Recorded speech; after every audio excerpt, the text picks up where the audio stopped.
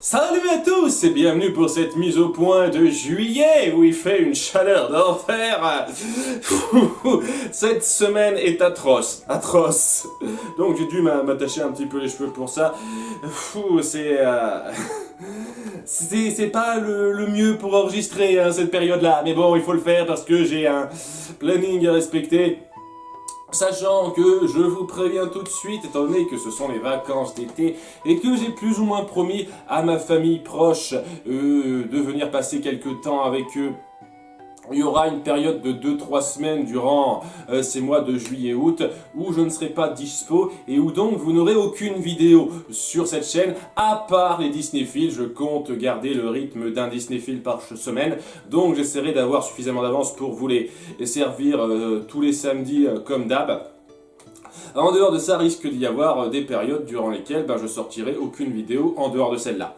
Donc je tiens à vous prévenir, soyez pas non plus trop surpris. Cause de vacances, je pense que je suis pas le seul.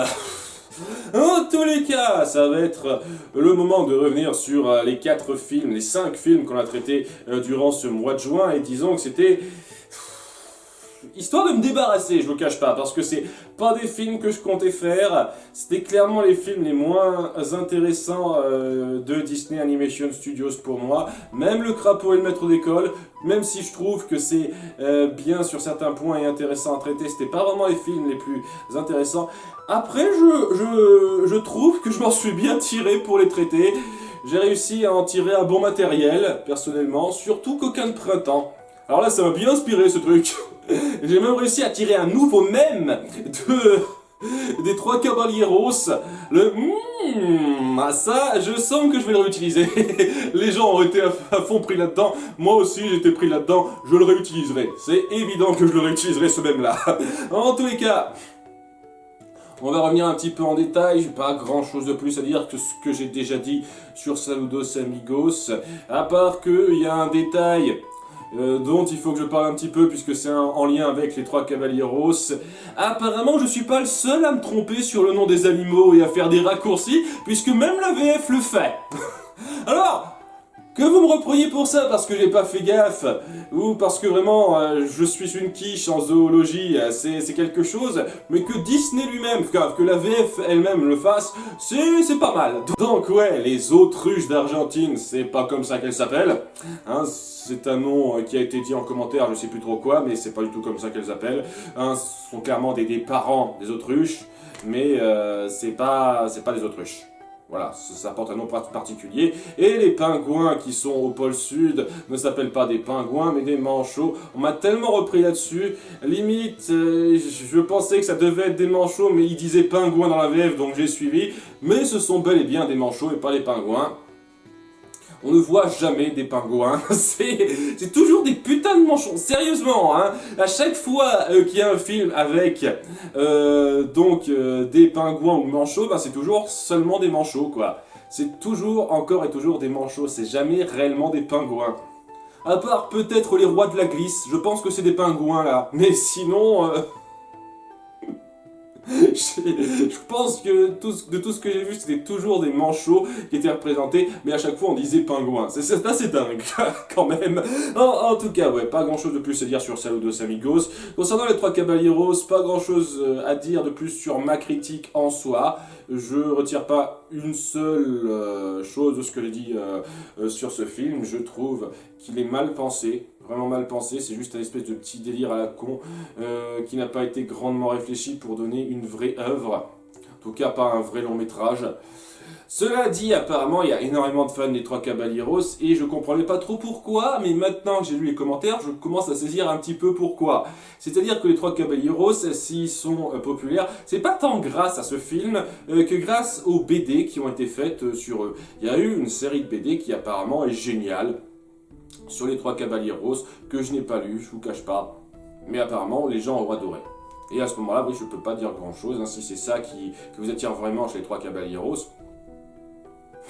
C'est super pour vous, hein. Je vous cache pas que ça fait des lustres que je suis plus trop ce genre de BD. J'ai suivi les Picsou Magazine et Mickey Magazine, je sais plus si ça s'appelait comme ça, avec pas mal d'histoires centrées autour de Picsou, de Donald et un peu de Mickey. Donc j'ai quelques souvenirs de ça, mais j'en ai pas vu des masses. Je me souviens quand même pas mal d'histoires autour de Donald, Picsou. Mes préférés c'était quand même autour de Mickey, croyez-le ou non. Sinon, on a parlé à quelques reprises de la petite série dérivée récente de 13 épisodes sur les Trois Caballeros, la légende des Trois Caballeros ou un truc comme ça, qui à ma connaissance n'est pas encore sorti en français. Et si ça se trouve, ça ne sortira jamais, donc si ça se trouve, je vais être obligé de me faire moi-même une VOST ou attendre que quelqu'un fasse une VOST de la chose. En tout cas, ouais, j'en ai vu un petit peu et ça a l'air de suivre un vrai scénario complet. Et c'est vraiment condensé en 13 épisodes, donc ça essaye pas d'aller trop loin, d'étirer ça pour rien, donc ça peut être pas mal, hein, vraiment pas mal. J'ai vu quelques extraits, ça a l'air plutôt prometteur en soi. Je déteste pas les Trois Caballeros en termes de personnalité, quoi. Ils ont des personnalités pas trop mal, un peu sympathiques vu comme ça. Après bon, c'est pas super bien exploité dans le film éponyme. Mais ouais, la série peut être pas mal. Je la traiterai très certainement à un moment ou un autre quand j'arriverai à trouver des VOST ou quand je me forcerai moi-même à faire un peu de VOST là-dessus. J'espère ne pas devoir faire ça. Mais sinon, rassurez-vous, je le ferai. On passe maintenant à Coquin de printemps où j'aimerais revenir rapidement sur le fait que j'ai donné des notes à chaque moyen métrage. Voilà, c'était un cas particulier où contrairement à avant, c'était pas des petites histoires de 10-15 minutes maximum. Là, c'était vraiment des moyens-métrages de 30-35 minutes chacun, donc ça valait un peu le coup d'être traité en détail et donc d'avoir une petite note à titrer, même si les notes que j'ai données, c'est des notes par rapport à ce que ça vaut en termes de moyens-métrages. Voilà, c'est histoire de dire quoi, un film ou deux moyens-métrages valent 11 chacun, pour moi ça vaut pas un film qui, en termes de qualité globale, vaut 11 quand il n'y a qu'un seul long-métrage tout du long, quoi. Je préfère largement, une fois de plus, j'en ai parlé à plusieurs reprises, un récit complet, total, plutôt que des histoires éparses qui sont regroupées en un seul long métrage, parce que ça montre un manque d'ambition assez clair. Genre, on n'a pas assez de quoi faire un film en entier, on regroupe des morceaux.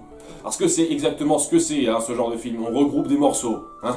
Donc voilà pourquoi j'ai pris la peine de noter ça, c'est parce que c'est quand même des morceaux assez gros. Hein, des moyens métrages d'une demi-heure, c'est pas rien. Sinon, on a eu quelques petits commentaires par rapport à Mickey et le haricot magique. Et quand je dis quelques, c'est une flopée qui arrêtait pas de dire « Ah, mais je me souviens de le moyen métrage, mais sans cette narration-là, avec Donald Duck ou le professeur Von Drake. » Il y a des gens qui se souvenaient mal, qui disaient que c'était Picsou. Non, c'était le professeur Von Drake. Et je me souviens moi-même rapidement, mais alors très rapidement de ça. Je pense que ça doit être la première fois que j'ai vu ça quand j'étais très jeune. Je pense que la première fois que j'ai vu ça, je devais avoir 9-10 ans, quelque chose comme ça. Et moi, j'ai regardé un souvenir pas trop mal, vraiment, de ce moyen métrage. Grâce à ça, la narration m'avait pas autant marqué, je vous cache pas. Ça devait être beaucoup moins envahissant que ce qu'on a dans le film complet. Mais oui, j'aimerais adresser ça, vu que énormément de gens ont apparemment découvert ce segment à travers la narration de Donald Duck, comme ils disent. C'est un peu de la merde comme traduction, non. Oui, ça arrange d'avoir une meilleure narration, et si la narration est acceptable, ça vaudrait la note que j'ai donnée au départ, c'est-à-dire 11. 11 sur 20. Je trouve quand même que ça va beaucoup trop vite à plusieurs moments et qu'on prend pas la peine d'appuyer les développements de personnages, les liens entre personnages, pour que ce soit une histoire plus qu'un cartoon un petit peu peaufiné, quoi.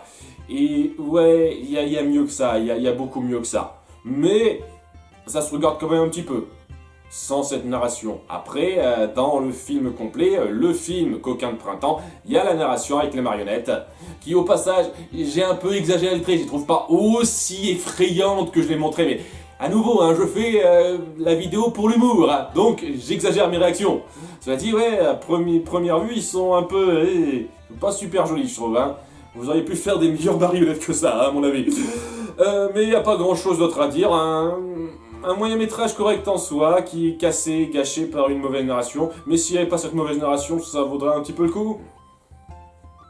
Voilà. Concernant le crapaud et le maître d'école, il n'y a pas de commentaire qui m'a grandement interpellé. Il y a genre 2-3 personnes qui ont dit que ça les dérangeait pas trop, cette espèce de représentation de la femme, parce que voilà, c'est l'époque, et puis tout le monde est représenté de façon un petit peu cartoonesque et simpliste. Et je suis moyennement d'accord, je trouve quand même Kikabod et Gaston Light, qui s'appellent Brown Bones ou un truc comme ça. Donc en vrai, sont quand même un petit peu plus qu'unidimensionnels, ils ont un peu de personnalité, ils sont un peu développés quand même. Je trouve que c'est un petit peu plus que ce qu'on fait pour les personnages féminins. Mais bon, à nouveau, c'est un truc commun de l'époque. Et que si on avait fait la même histoire quelques années plus tard, ça aurait pas été la même chose. En tout cas, ouais, c'est un film qui souffre un petit peu de l'ambiance de son époque, dira-t-on. Et c'est dommage parce que je trouve que ça dépeint quelque chose d'assez fortiche et qui se démarque pas mal de ce que Disney faisait, de ce que beaucoup de moyens métrages animés faisaient. C'est-à-dire avec cette espèce de changement de ton intéressant, etc. C'était vraiment pas mal. Bien, il nous reste qu'à parler rapidement du Seigneur des Anneaux, la version animée de 78. Alors, à l'heure qu'il est, au moment où j'enregistre ça, je n'ai pas vu vos réactions, donc je ne sais pas exactement comment vous réagirez. J'espère que ça vous plaira. Et 3 heures après avoir fini de monter cette vidéo, il y a la critique de Benzaï du film qui sort. Wouh! Ah, je déteste ce genre de timing quand ça me tombe dessus, quoi. C'était déjà arrivé avec Dingo et Max, lorsque le Nostalgia Critique a sorti sa critique il y a à peine une semaine avant la mienne. Et là maintenant, 2 jours avant la sortie de ma critique, celle de Benzaï est sortie, et c'est clair et net que c'est quelqu'un qui met beaucoup plus de moyens, et qui est plus centré sur l'humour, encore plus que moi, ce qui fait que ouais, c'est très axé humour, et donc ouais, ça vous parlera plus, quoi. Surtout que c'est quand même un film qui est sympa à traiter sous le ton de l'humour. Et c'est pas pour dire qu'on n'a pas le droit de sortir les mêmes critiques de films que d'autres youtubeurs, pas du tout. Hein. J'ai le droit de sortir une critique de film qui a été traitée par quelqu'un d'autre, et inversement, évidemment. Pas le souci. Le truc, c'est que, ouais, c'est un petit peu ennuyeux quand ça sort avec un tel délai aussi court. Hein. Il y a une fourchette de différence tellement courte entre les deux sorties qui est un peu gênante parce qu'il y a ce comparatif direct qui se fait. Et qui donne presque l'impression que je voulais recopier Benzaï, alors que c'est pas du tout le cas, hein, nous sommes d'accord, j'espère qu'on est d'accord avec ça. Mais voilà quoi, j'aurais pas été contre qu'il sorte sa vidéo un peu plus tard après, un peu plus tard avant, ou que moi j'ai à sortir ma vidéo quelques temps après ou quelques temps avant, mais j'ai un planning à respecter, donc je peux rien y faire, et il en a un peu rien à foutre de mon planning, c'est évident. Je lui en veux pas une seule seconde, je trouvais que c'était une critique très drôle, bien pensé. Il est beaucoup plus méchant que moi avec le film. Je trouve quand même qu'il a quelques qualités, et en dépit du fait que oui, le choix stylistique est très discutable sur plusieurs points. Ça parvient à créer quelques mises en scène, quelques moments d'ambiance qui passent bien, je trouve. Je trouve pas que ce soit moche du début à la fin avec rien pour rattraper ça comme il le dit, parce que c'est pas une purge ce film pour moi non plus. C'est un film qui a très mal pris le coup du temps, ça c'est évident, et surtout maintenant que la trilogie existe, ça devient totalement désuet, c'est pour ça que j'ai énormément de mal à lui attribuer une note. Je sais pas comment j'aurais pris ce film s'il n'existait pas la trilogie de Peter Jackson, très sincèrement. J'en ai absolument aucune idée de quelle note je donnerais. Limite comme ça, je dis ça vaguement, peut-être 10,5, 11, un truc comme ça, mais vraiment histoire de dire, parce que je suis pas sûr du tout. Mais voilà, c'est un film de son temps, qui a eu des problèmes techniques, et oui, Bashki, ça a toujours été un peu particulier, hein, sa méthode, ça a toujours été un animateur un peu particulier, Bashki, et maintenant, ça vaut plus grand chose en soi, hein, parce que c'est intéressant à voir par rapport à ce que ça représentait avant. On peut dire ce qu'ils ont essayé en termes d'ambiance de mise en scène, ça peut être intéressant de voir ça et de s'en moquer parce qu'il y a énormément de choses dont se moquer. Vous avez dû vous en apercevoir. Mais maintenant, apprécié en tant que film, en tant que tel, j'ai beaucoup de mal à voir comment quelqu'un pourrait faire ça en ayant connaissance des films de Peter Jackson. beaucoup de mal, à titre personnel. Mais bon, si ça se trouve, il existe quelques personnes qui préfèrent cette version animée à la version live action, réellement live action totale. Et tant mieux pour vous, hein, j'aurais du mal à comprendre en quoi, mais comme vous le souhaitez. En tous les cas, pas grand chose de plus à dire là-dessus. J'ai dû retourner ça pour refaire le montage après. Donc par la suite, vous aurez la suite de la vidéo comme si il ne s'était rien passé. Chou! C'est le mois de juillet, donc ça va être super chaud au sens littéral. Donc je vais pas forcément être au meilleur de ma forme pour enregistrer les vidéos qui viennent. Je vais faire de mon mieux quand même. Sachez par exemple qu'une des critiques qui va venir dans pas très longtemps, je l'ai fait avec cette tenue-là. Et ouais, je baigne dedans comme je baigne dedans dans cette vidéo, quoi. J'espère que ça vous dérangera pas trop. Mais bon, hein, c'était déjà arrivé avant, lorsque j'enregistrais des vidéos lors de l'été. Enfin, c'est impossible de passer à côté, hein. Je sais pas comment font les autres. Il doit y avoir un grand moment de préparation avec du maquillage, foutre 2 tonnes de déodorant ou je sais pas quoi. Ou mettre des vêtements où on voit pas qu'on transpire dedans, sans doute. Je suis pas aussi malin que ça, vous m'excuserez. Je baigne dedans à fond, quoi. Ouais, vu qu'on va parler de Cusco dans le mois qui va venir et que énormément de gens l'ont demandé... au point où c'était presque une obsession, et ben j'aimerais préciser que avec tout le temps que vous avez attendu, vous attendez pas à ce que je fasse quelque chose d'exceptionnel en termes de critique pour le film numéro 1, hein, parce que ouais, c'est une bonne comédie et c'est difficile de développer beaucoup en dehors de ça. C'est une très bonne comédie qui arrive à être drôle à de nombreux moments, hein, qui a sa propre patte à elle, et c'est très bien. Et une fois qu'on s'y penche, c'est difficile de développer plus. Je suis déjà étonné de la longueur que j'ai réussi à atteindre parce que j'ai fini mon montage, mais ouais, j'aurais pas grand chose de plus à en dire. Bonne comédie. Donc je vais pas développer quelque chose de très puissant, je vais pas faire une analyse profonde de tel ou tel personnage parce qu'il n'y a rien de très profond recherché là-dedans. Ça veut être une bonne comédie et ça y parvient très bien. C'est plus ou moins ça, donc vous attendez pas à une vidéo ultra spéciale simplement parce que j'ai le poster, hein. J'ai le poster parce que je l'ai trouvé pas très cher et que c'est une comédie que j'adore, mais sinon, c'est pas non plus ça qui va me faire une analyse ultra détaillée du film. Voilà, je tiens à le préciser, ça va être une analyse comme de coutume, hein, habituelle, hein, ça va pas être une vidéo ultra spéciale.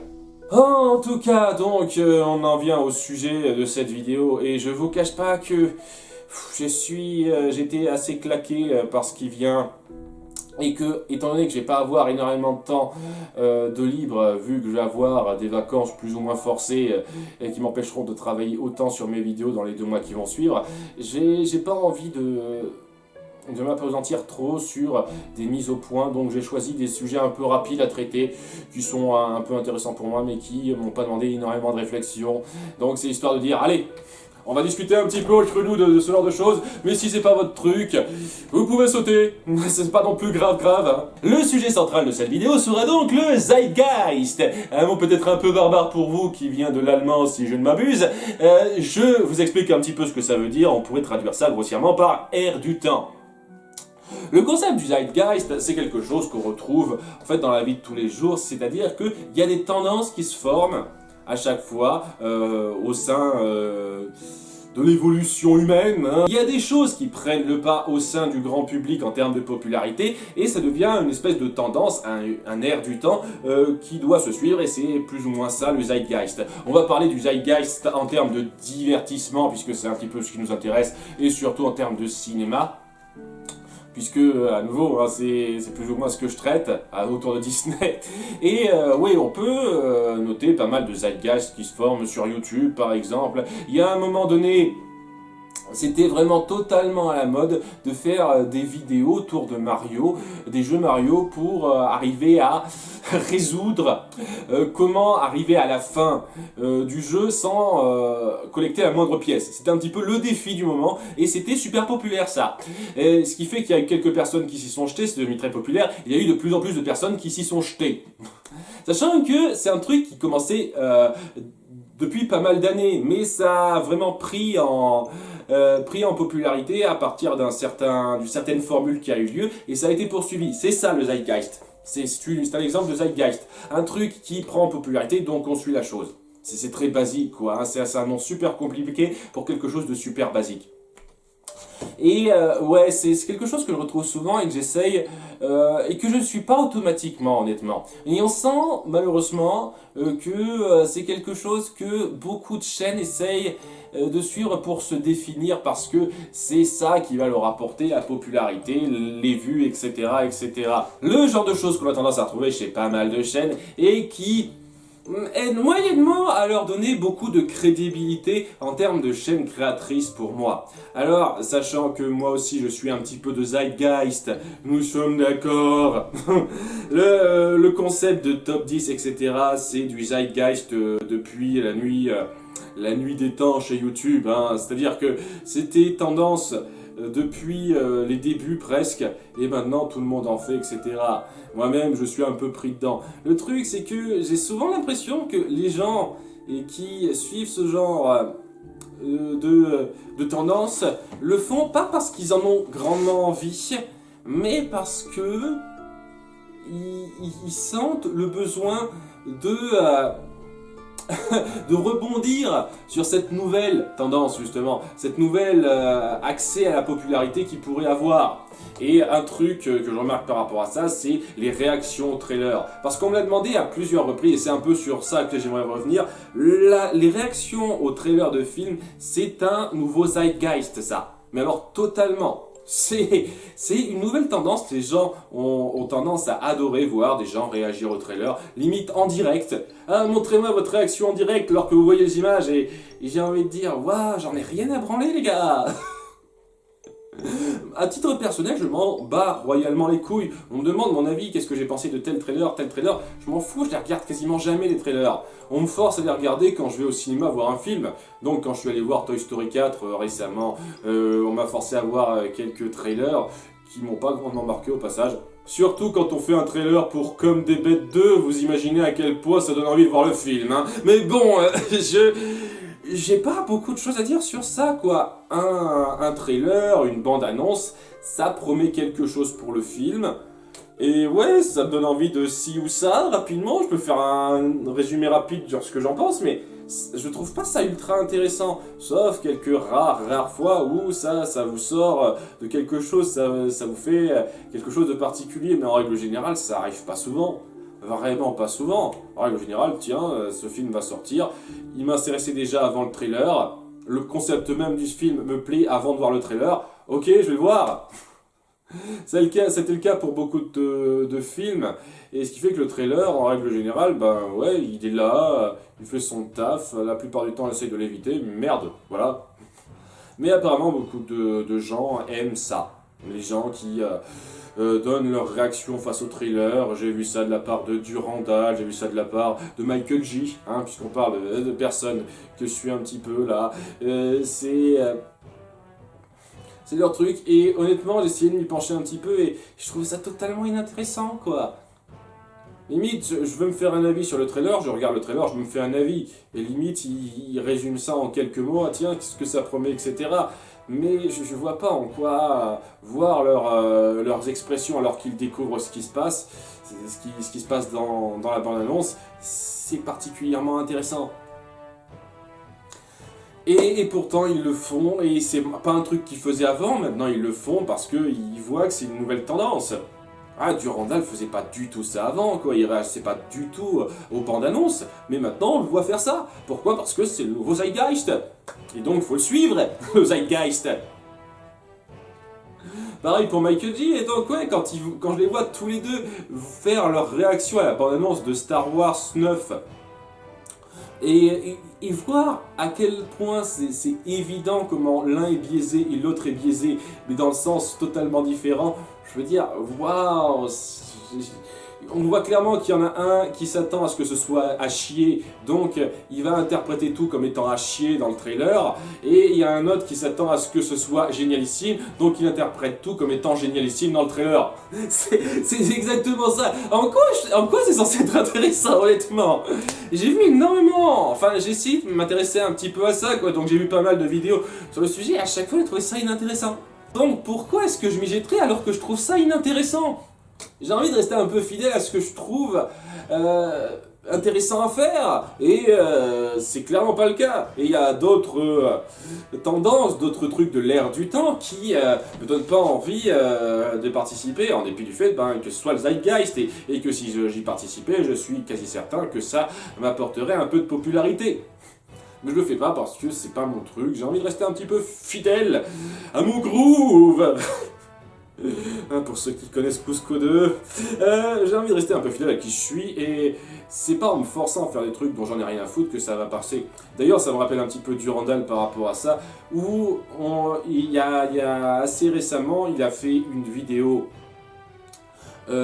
sur un film récemment sorti, parce qu'on tenait absolument à avoir son avis là-dessus, et ça avait l'air de le faire chier. Genre, ah ouais, non, j'avais pas envie de voir ce film, il me plaît pas, je vous fais un truc rapide. Et à ce moment-là, oui, si t'avais pas envie de le faire, mais fais-le pas. Voilà, et c'est ça le souci que j'ai avec le zeitgeist, pour donner un seul exemple, mais il y a des tonnes d'exemples où je sens qu'il y a beaucoup de youtubeurs, de gens qui essayent de faire ce genre de suivre ce genre de tendance, simplement pour avoir les gens de leur côté, parce que c'est la popularité du moment, et j'ai jamais été à fond là-dedans, quoi. Peut-être pas assez, j'aurais peut-être dû l'être un petit peu plus, ça aurait peut-être pu m'aider à décrocher un peu, et après j'aurais pu faire un peu plus ce que je voulais, mais c'est pas vraiment mon truc. Et ça me fait rebondir sur un truc qui est très en lien avec le zeitgeist, mais qui est pas totalement exactement la même chose. C'est le fait de traiter, lorsqu'on a une chaîne cinéma, surtout très majoritairement du cinéma populaire, lorsqu'on est cinéphile. C'est un peu ce que je fais en traitant des films Disney, moi-même. C'est du cinéma populaire, nous sommes d'accord, mais j'ai jamais dit que j'étais cinéphile une fois de plus.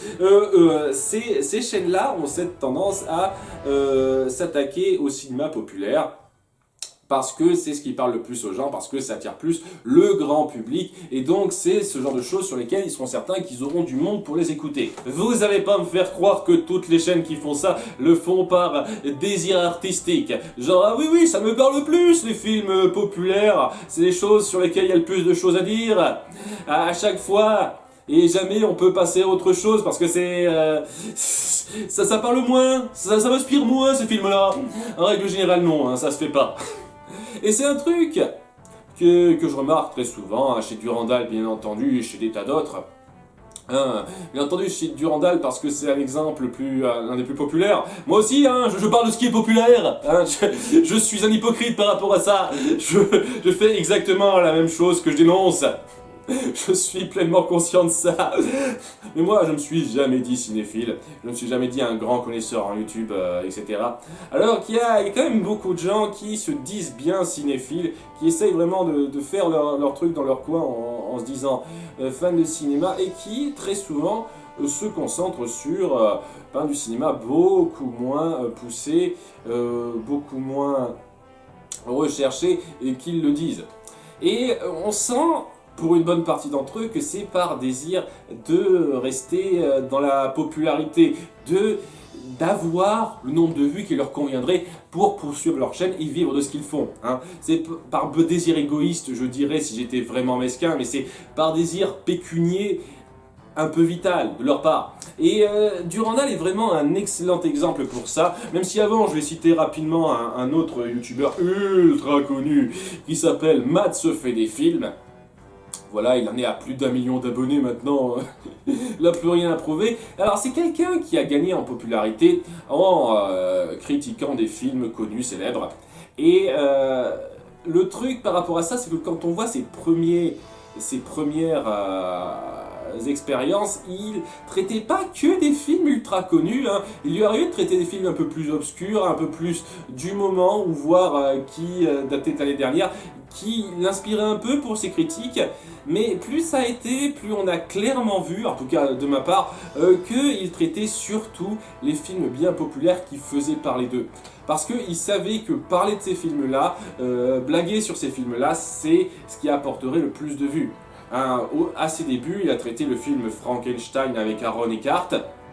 Hein, je ne sais pas si vous vous souvenez de ce film, un film dont maintenant tout le monde se fout, hein, tout le monde l'a oublié, mais il a traité ce film-là en dépit de son faible succès, parce que ça l'inspirait pour sa critique, son approche en blague de construction du film. Ça l'inspirait beaucoup pour ça, et il y a eu quelques autres films de cet acabit-là, mais assez vite, c'est quelqu'un qui s'est dit, tiens, je me rends compte que j'ai beaucoup plus de succès à traiter des films populaires. Ce qui fait que, dans la suite, il a toujours traité des films populaires bien connus, dont les gens n'arrêtaient pas de parler, etc., comme moyen de commerce, et ça a grandement marché, parce que c'est un peu à partir de là qu'il a commencé à accumuler de plus en plus son nombre d'abonnés. Et ouais, ça me fait un peu marrer quand même de sa part, mais c'est histoire de dire, hein, de critiquer un chouïa, même si j'aime beaucoup cette vidéo, je les trouve très drôles. Ça me fait assez marrer de sa part lorsque dans une fac, quand on lui demande pourquoi il a fait ça, il dit ouais, personne ne le faisait, je voulais faire ça. Personne ne faisait ça, bien sûr. La critique de films à ton humoristique, ça se faisait depuis bien longtemps.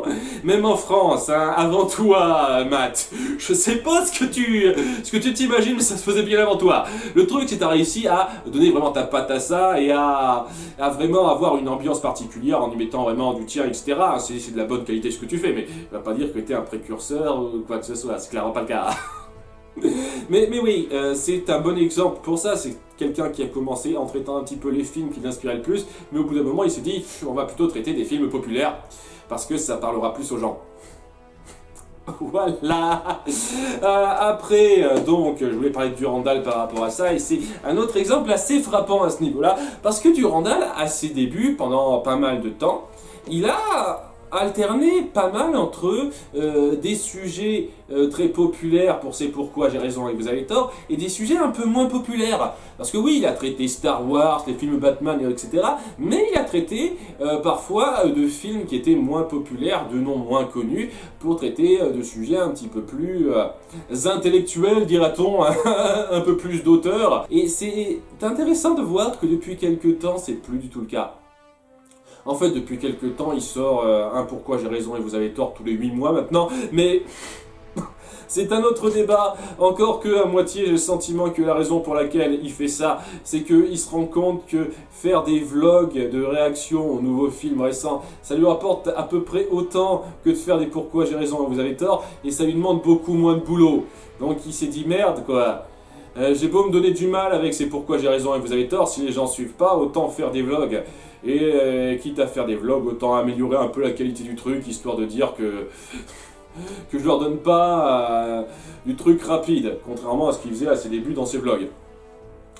Voilà, on sent un petit peu qu'il y a ça, mais oui, Durandal, maintenant, depuis quelques temps, son truc, c'est surtout de faire des vlogs, surtout sur les films populaires sortis récemment. Et quelquefois, il traite de films un petit peu plus auteurs, qui le parlent personnellement, parce qu'il sait que ce sera pas non plus énormément de boulot, ces vlogs. Ça lui demande beaucoup moins de temps de boulot que C'est pourquoi j'ai raison et vous avez tort. Mais voilà, on sent vraiment quelque chose dans son approche à Durandal, à vouloir traiter du cinéma un peu plus auteur méconnu, dira-t-on, en faveur d'un cinéma plus populaire qui parle plus aux gens. D'ailleurs, il était assez déçu, il me semble, lorsqu'il a vu que son Pourquoi j'ai raison, oui vous avez tort sur Roland Emmerich n'a pas eu beaucoup de succès, parce qu'il pensait que c'était quand même un petit peu populaire. Moi aussi je le pensais, je suis un peu surpris que ça n'avait pas un grand succès. Mais oui, c'est dans un sens, je le blâme à peine pour ça, parce que ces vidéos où il traitait d'auteurs, de réalisateurs, auteurs moins populaires, moins connus, ces vidéos-là, elles ont connu moins de succès. Et même la plupart de ces Pourquoi j'ai raison et vous avez tort ont rapporté moins de vues que ces vlogs beaucoup moins travaillés sur des films populaires. Donc, le mec, je mets un peu à sa place, ça doit être frustrant d'avoir bossé autant de temps pour avoir un résultat beaucoup moindre en comparaison à une vidéo beaucoup plus rapide qui a eu plus de succès parce que ça obéissait plus à quelque chose de populaire. C'est en lien avec le zeitgeist sans en être du zeitgeist parce que, ouais, il y a ce besoin de faire plaisir aux masses en traitant les trucs qui leur parlent le plus. Et on se sent un petit peu obligé, malgré ces tentatives, de devoir suivre ça si on veut avoir des vues sur sa vidéo, si on veut vraiment avoir du succès.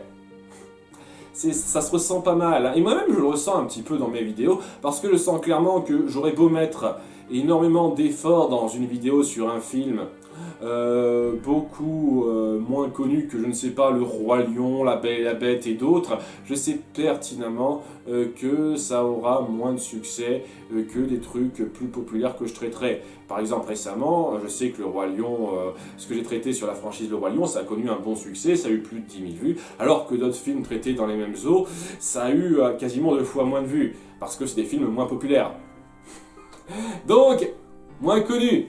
Alors que, sincèrement, j'estime avoir mis autant d'efforts, même plus, dans certaines des critiques faites au même moment. En sachant que j'ai mis beaucoup d'efforts dans mes critiques du Roi Lion, nous sommes d'accord. Hein. Je savais aussi que c'était un truc populaire, donc fallait pas non plus que je plante ça.